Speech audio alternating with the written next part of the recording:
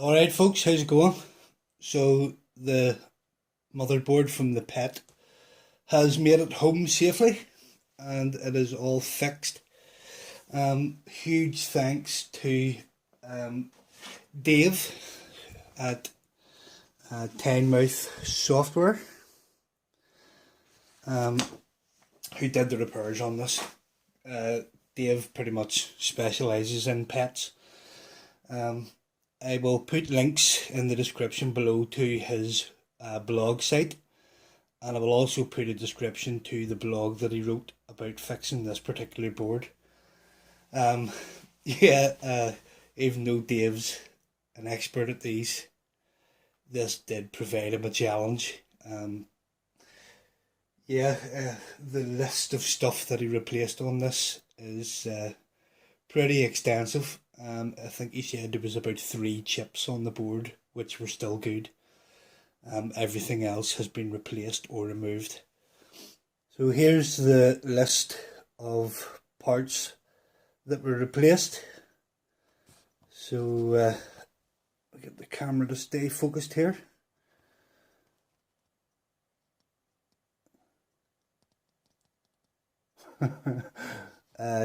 So that is not including the parts that he has removed.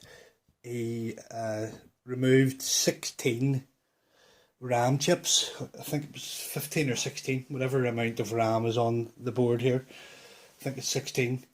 He said it was about 3 of the RAM chips were still good. But what he actually did was he has removed all the RAM, and I have now one of his RAM and ROM replacement boards on it here. So I'll just go ground myself again. I've already done it 2 or 3 times before I open this. So I asked Dave to send me back all the chips that he had removed, because I thought I was going to might do something a bit artistic, maybe frame these or something. I don't know what I'm going to do yet, but that's why I asked for them back. So these are all the chips removed from this thing. Quite a few. Like I said, there was basically about 3 chips still working on the board. Something pretty catastrophic had happened to it. Struck by lightning or attacked by aliens or something, we don't know. Absolute shit ton of chips removed. I don't even know what half of these are, to be honest. I know the small ones are the RAM chips, but yeah, just goes to show you the extent of the repairs that were done on this board.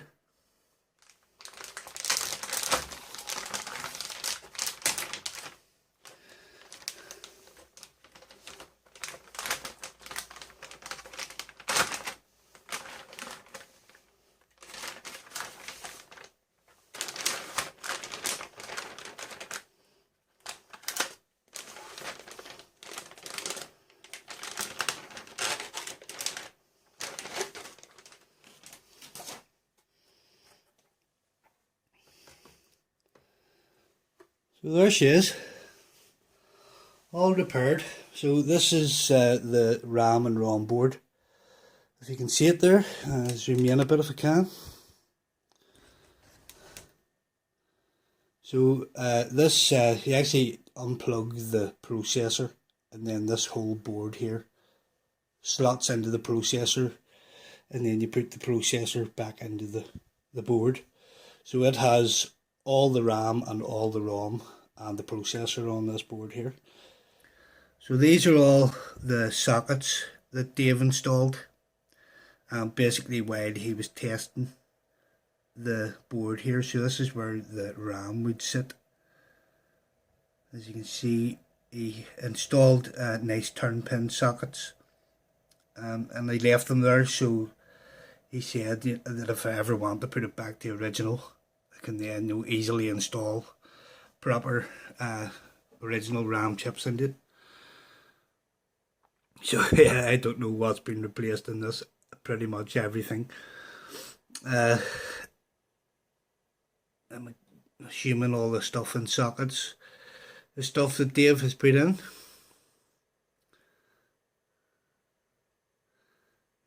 I think that's where the ROM would sit there. Again, I'm no expert with these, as you know.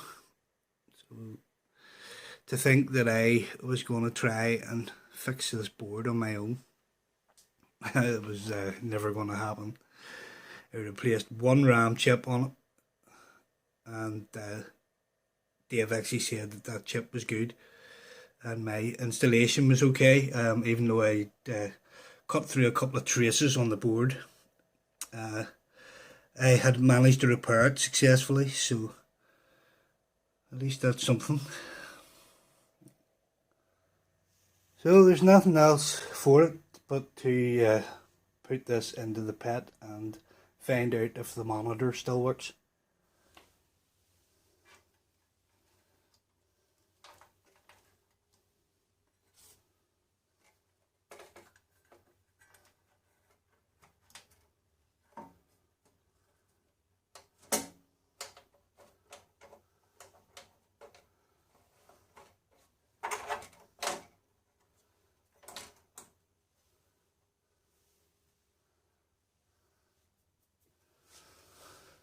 Okay, install a couple of screws here. So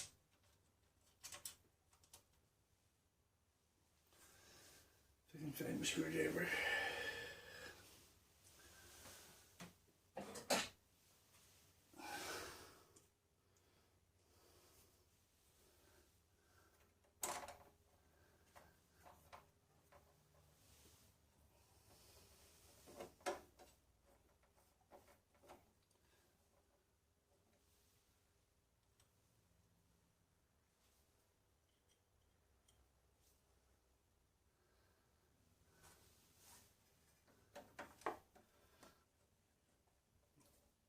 So while the board was away getting repaired, I have checked and double checked all the voltages.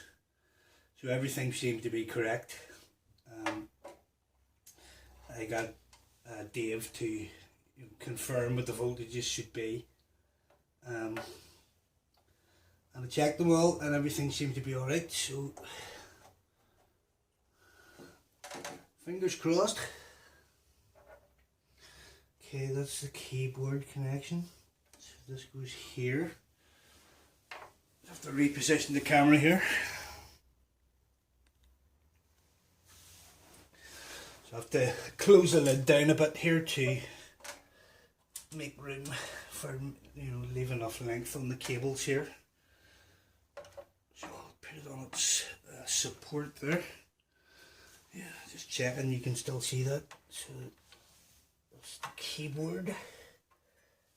There's one of them's blanked, so that's can only go on one way. And this is the feed to the monitor. And again, one of them is blanked, so it can only go on one way. Okay. Just double checking that's everything. Yeah. Okay. Here we go. Just turn this big light off.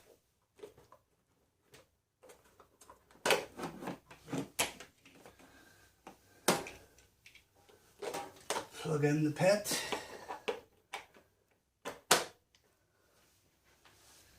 Okay. Switch it on.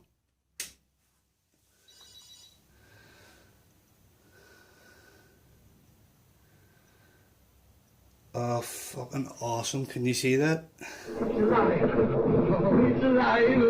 It's alive. It's alive. It's alive. Brilliant. I am so happy to see that. I need to mess about with the brightness. There's a brightness knob at the back here.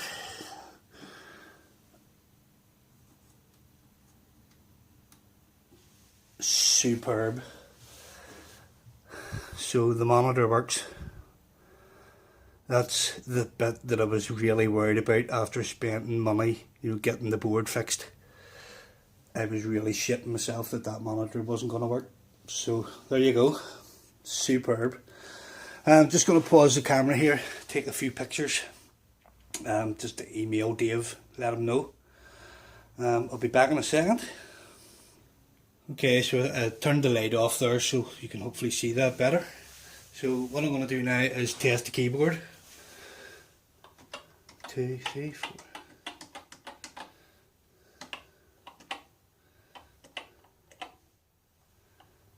And cursor and shift cursor, yep. I'm not sure if the run stop button will do anything. It's making the cursor flash there anyway. Tab works. Just delete there, put that back.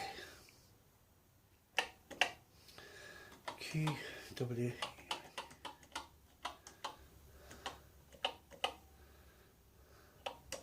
Cursor down works. Delete works. I'm not sure if the escape key does anything.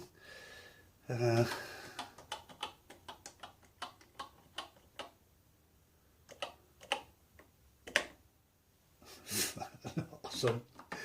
I am so happy, so happy.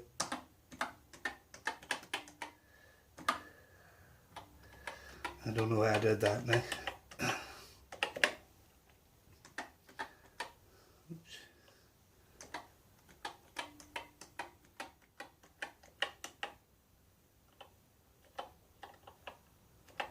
Clear home, that works too. And space works. And just test the number pad now.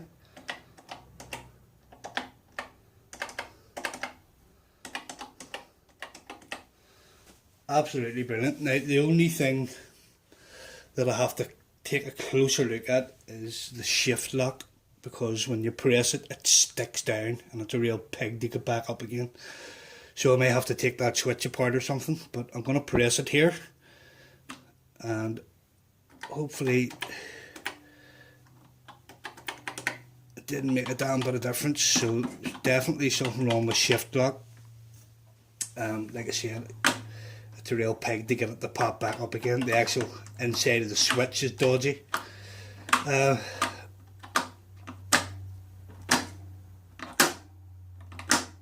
No, it's not. I would think that shift lock would give you capital letters, which holding shift does. So shift lock is. Oh, now shift lock is on. Okay. So, like I said, getting it back off again is a bitch. So yeah, I need to take a closer look at that shift lock key. But apart from that, she's up and running. So that was the scary bit, this monitor, because I don't know anything about monitors. But if the screen itself was knackered, it could have been a bitch and very expensive to find a new one. So, after spending, a lot of money getting the board fixed, I was shitting myself in case that board didn't work there. So that's it. I am absolutely stoked, over the moon. So now I am full steam ahead to get this thing fully restored. One problem is I am absolutely skint. I have been off work with a bad back.